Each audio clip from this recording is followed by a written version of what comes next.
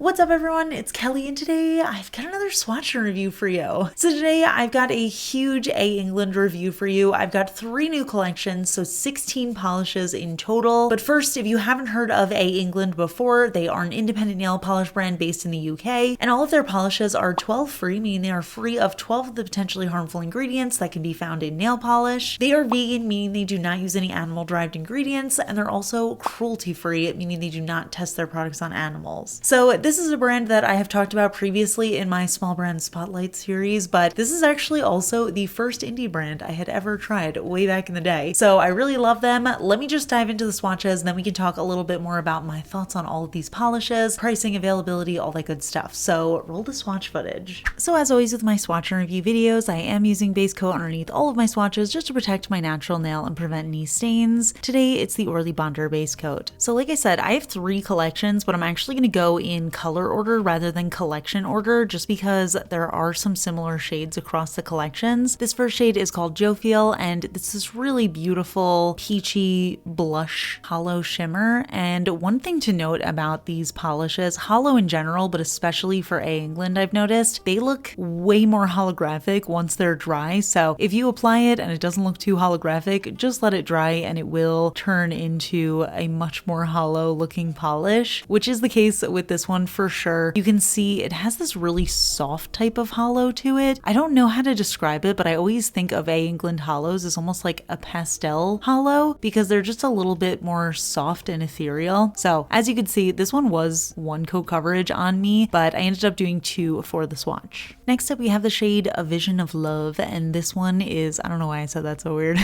but this one is described as a rosy brown. So I would describe it as a medium brown, and then we have this almost like pinky purpley undertone going on in there. Again, this one did give me 1 coat coverage. Honestly, all of these shimmery hollow type of polishes did give me 1 coat coverage, but I'm going to show you 2 for all of them just to show you what they look like. But I would absolutely wear these as 1 coaters. But yeah, this one was a little bit more subtle in terms of the hollow. You can see a little bit better where it's kind of out of focus at the cuticle of my nail. And one thing I noticed about all of these polishes actually is they have like a very slightly larger fleck added in there as well, which kind of just gives it a more multifaceted look. Next up, we have the shade Ariel, and this one is another almost like purpley neutral kind of color. I would say this is a medium purple, but one thing to note, I am very, very pale, so things tend to look a little bit darker on me, and this one ended up looking like a more deep kind of purple to me. And it's another 1 coater, really gorgeous. Another one that's very subtle with the hollow. I think it's more of just like a soft medium purple that has a subtle hollow shine to it. So when the light hits it, you can just see like a little hint of it, but then in the sunlight, it does look more holographic. Next, we have the shade Revealed in Sleep, and you will notice that a lot of these beginning shades kind of look similar to each other, but they do have some subtle differences, which you'll see a little bit better at the comparison chart at the end, but it almost feels like a very soft kind of gradient from one color to the next. But this is another one that's just a really interesting color. It's kind of hard to describe because it looks kind of like a gray, but it also has a little bit of like a brownish hue to it. So I kind of want to call it a grayish, but it's a little bit deeper than that. And this one does have a more pronounced holographic shine to it. And here you can see really well what I'm talking about with that almost like pastel kind of hollow, where it's just a little bit more softer and dreamier, but it still has that rainbow shine to it. Again, 1 coater on me, but I ended up doing 2 for the video. Next up, we have the shade Gabriel, and oh my gosh, I was so excited about this one. I thought it was just going to be a basic silver, but once I started applying it, I realized that there's actually this soft little pinky coppery shimmer running throughout. It's like a slightly larger fleck that gives it an almost heathered kind of look, and it just adds so much dimension and interest to the nail, and it kind of warms up that silver, and it just makes it look so intriguing. Again, we have that very subtle little hollow sparkle in there, but I think the real interesting part of this is the combination of that silver and that almost like, actually maybe I should call it a rose gold because that's kind of the vibe that I'm getting here. This one wasn't quite there in terms of coverage on the first coat, but it did give me perfect coverage in 2 coats. Moving on, we have the shade Azrael, which is another one that has a little bit more of a purpley vibe to it, but this one is almost like a very light, cooler toned purple. So it has a little bit of like a bluish undertone to it. And again, really incredible coverage in that first coat. Something about these A England England formulas are just so buttery smooth, but so opaque. So they're really easy to work with. But I did end up doing 2 coats, and here's what it looks like dry. You can see that really beautiful hollow sparkle in there, and it just has that, I don't know, dreaminess to it with that pastel-y kind of color. Next, we have the shade Raphael, which looks totally different in the bottle than it looks on the nail. In the bottle, it looked like this almost brownish color with like a little bit of a green hue to it, but once I applied it, I could see a lot more of that greenish color come through, and then once it dried, it actually ended up being a lot more green and a lot more holographic. So again, 1 coat coverage, ended up doing 2 just to show you, and this one was intensely holographic. You can see it was a lot more vibrant than some of the other shades so far, and it is just so beautiful. I love a green nail polish, and this almost feels like a really good green to get into if you've never worn green and you're maybe a little bit nervous about it, because it does feel like more of a neutral green, if that makes sense. So I really love this one. And then we have the shade Michael, and this one is a really icy, soft, pale blue color, and this just feels like the perfect winter shade to me. It almost feels like the day after a snowstorm where the sky is a little bit blue, but you just see a lot of that icy snow, and then when the light hits it, it just gives off a little bit of a sparkle. That's kind of the vibe that I get from this polish, and once it dries, it does have more of a holographic glow to it, so it just really feels very beautiful, very ethereal. That's kind of the vibe that I'm getting from the polishes so far, which makes sense because a lot of these polishes are named after archangels. So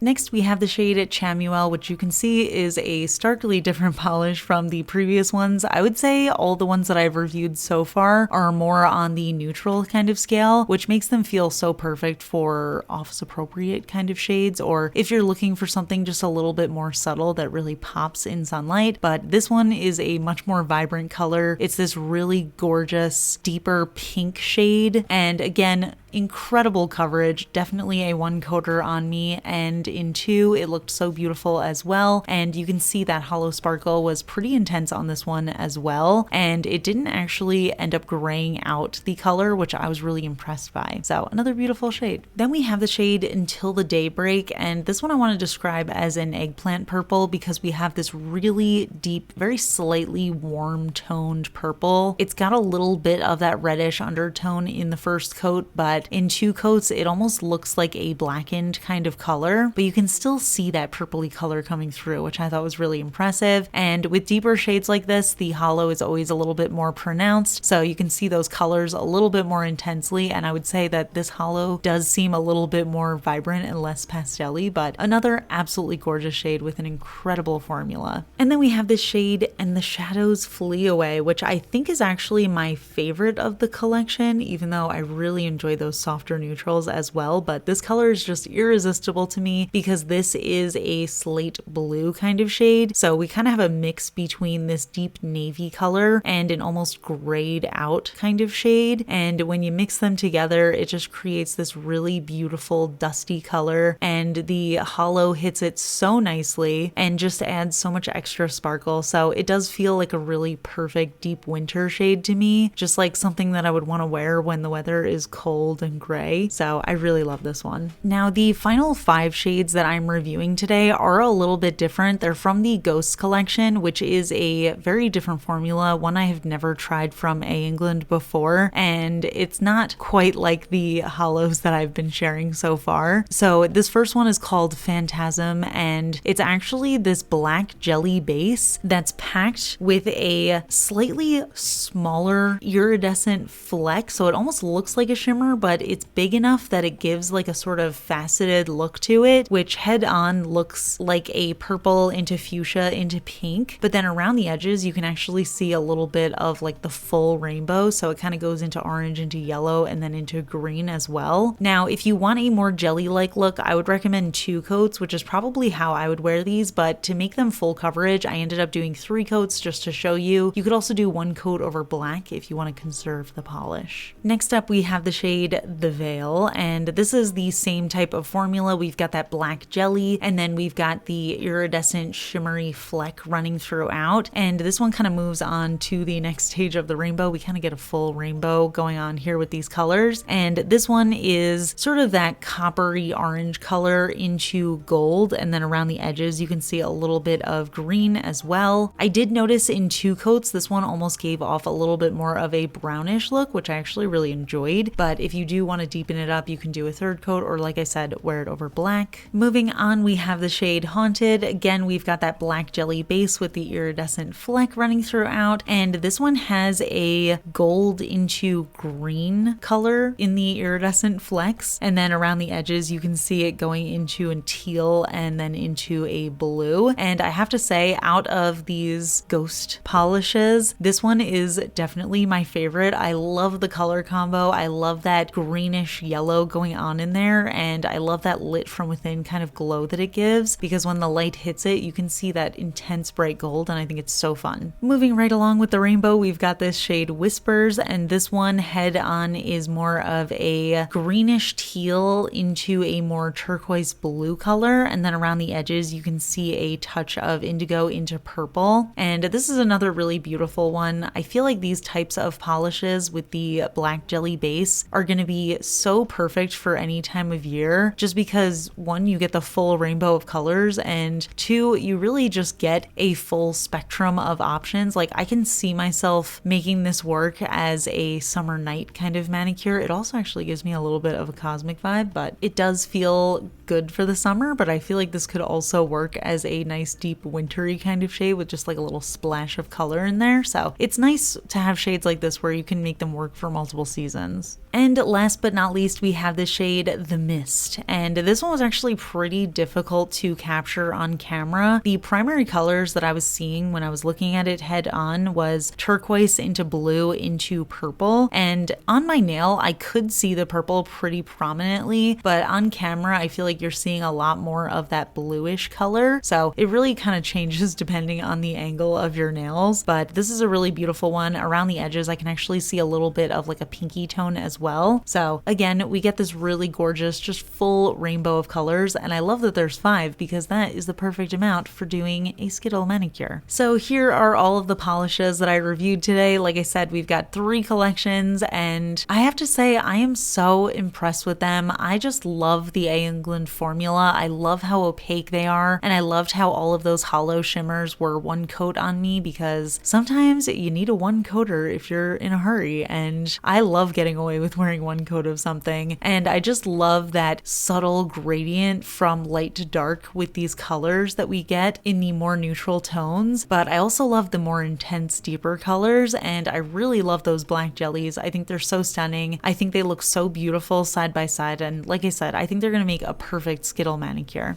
So those are all of the polishes I have for you today, those 3 nail polish collections, and overall I have to say I love them. The colors are just really overall super soft and beautiful. A England colors always just feel super elegant to me. I almost want to call them elevated neutrals because the colors themselves are a little bit more softer and more neutral, but they always just have like a little touch of extra sparkle or hollow. But aside from the colors themselves, the formulas are incredible. It's such a buttery and smooth formula, and they're super pigmented. And I also just find with that wide flat brush, they are so easy to apply, so it's definitely a very beginner friendly brand. But yeah, overall, I am just pleased to add more A England to my collection. I think the colors are stunning. I think the formulas are amazing, and I just love them all. Now, as far as pricing and availability, these polishes do vary in price based on where you live. If you are based in the UK, you can purchase directly from the A England website, but for those of you who are in the US, there are stockists that you can purchase from. They're available from What's Up Nails, Color for Nails, and Beautometry. And for those of you who are in other countries, A England does have a pretty big list of stockists, so I will link that down in the description. You can check that out if you're interested. But yeah, I definitely recommend them. If you haven't tried A England before, you definitely should try them. It's such an incredible formula, and it's really different from any other brand that I own. And again, I just love the colors. I think they're so elegant and beautiful. They're always perfect for a special occasion, but they're just really good any time of year colors. But yeah, that is it for my thoughts on these polishes. I'm curious to hear your thoughts. Which of the 3 collections do you like best? Which of these colors is your favorite? Have you ever tried A England, or are you planning to? Let me know in the comments, we can chat about it. If you enjoy my swatch and review videos, please hit that like button. It really helps me out. It lets me know I'm doing a good job. And if you're not already subscribed to my channel, please consider subscribing. I put out new videos every Monday, Wednesday, and Friday. And of course, a huge shout out to my supporters on Patreon, my royal astronomer Amanda M, as well as my cosmic admirals Paula, Ken, and Rosie. I really appreciate your support, and I will see you all in my next video. Bye. Today's fun fact question comes from Patreon supporter Dominique, and Dominique wants to know, which fictional character or characters do you relate to the most and why? That's a very good question. I feel like my go-to answer is Feyre from A Court of Thorns and Roses. Hard to explain why without